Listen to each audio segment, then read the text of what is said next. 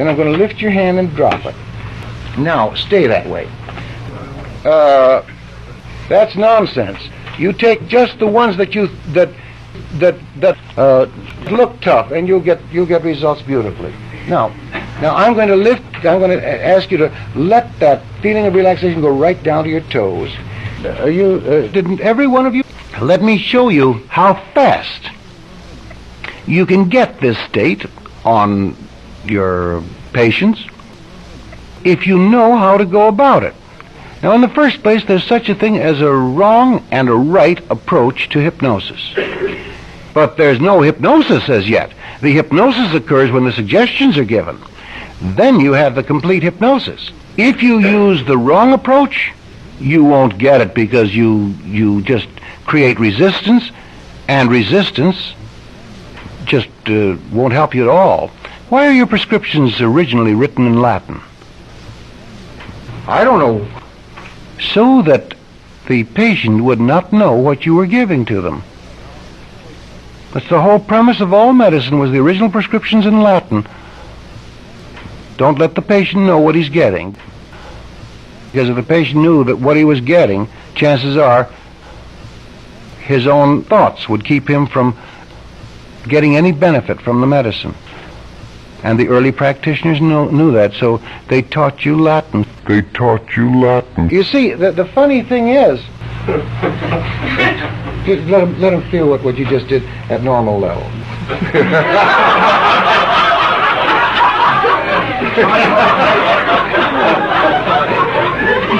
let me tell you something. I was exactly the same way when I came here 3 weeks ago. That if he follows orders, and he does follow orders beautifully.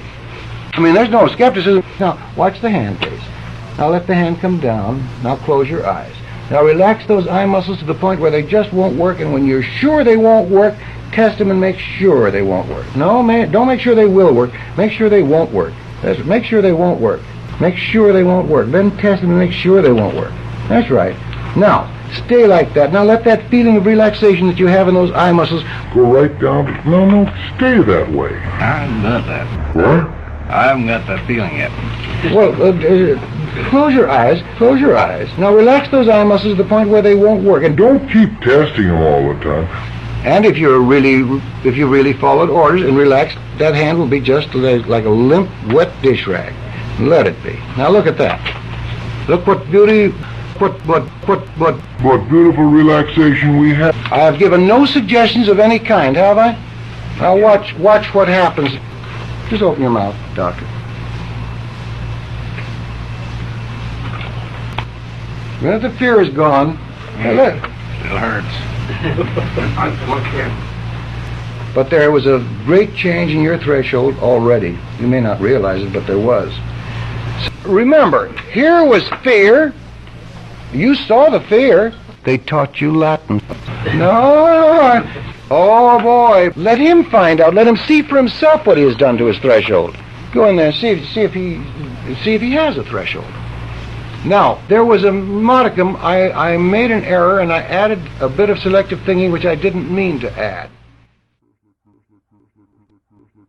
That's when I began the scientific study of hypnosis. To comment on Dave Elman.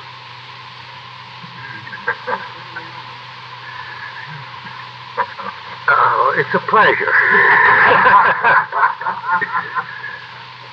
Dave Elman has corresponded with me over the years. Dave Elman undertook very graciously to teach me something about hypnosis. He offered to teach me something about psychiatry and medicine. I enjoyed reading those letters of proffered aid. I admit that I answered them in a come-on fashion because I was interested in lower fees. I couldn't really afford the big fee. And what did he really have to offer? And so Dave went all out in promising me this and that, and I had a very extensive correspondence. I understand that Lecon's book on experimental hypnosis you can find a variation of the Elman technique. It isn't unique to Dave Elman. It's a technique that's been used by stage hypnotists since I first got acquainted with them in 1923. When I was doing the psychological work, a stage hypnotist taught me Dave Elman's technique for hypnosis. He claims it's his own. It's a startle technique. It is a technique that eventually antagonizes patients. Are they resented? It's an inconsiderate technique. It's a bullying technique.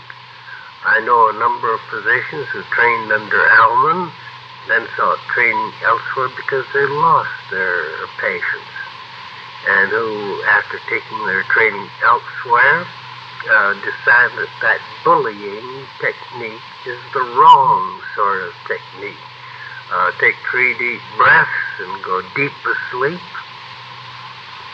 Dave Elman speaks about the sealing of patients, wherein you can seal your patient to you, so that that patient cannot seek medical or dental help from any other doctor, but must return to you. It isn't said openly, but that's the implication. You can seal your patients to you permanently. 2 physicians who were ardent admirers of Dave Elman sealed, each of them sealed a patient for me at a gathering such as this, and challenged me to try to do anything with those patients. Well, of course, whenever you seal a patient, you're literally giving them post-hypnotic suggestions not to respond to anybody else. But you can't really seal a patient, because that's contrary to the patient's own welfare, and the patient knows that. So on both of those sealed patients, I asked the 2 doctors who had sealed them to go to the far side of the room so they couldn't hear what I said, but so the rest of the group could. And I proceeded to unseal the patients, and then I sealed the patients so the doctors couldn't talk to their own patients. But you see, I did it in this way. I gave them a time-limited seal that they were willing to carry out for a certain length of time. And the patients didn't mind that. But they had given the patient an unlimited sealing against me. And that's in contradiction to the patient's welfare. I think Dave Elman has done hypnosis a tremendous amount of harm. I know that he has antagonized any number of medical societies and medical men. I know that he's antagonized dental societies and dentists.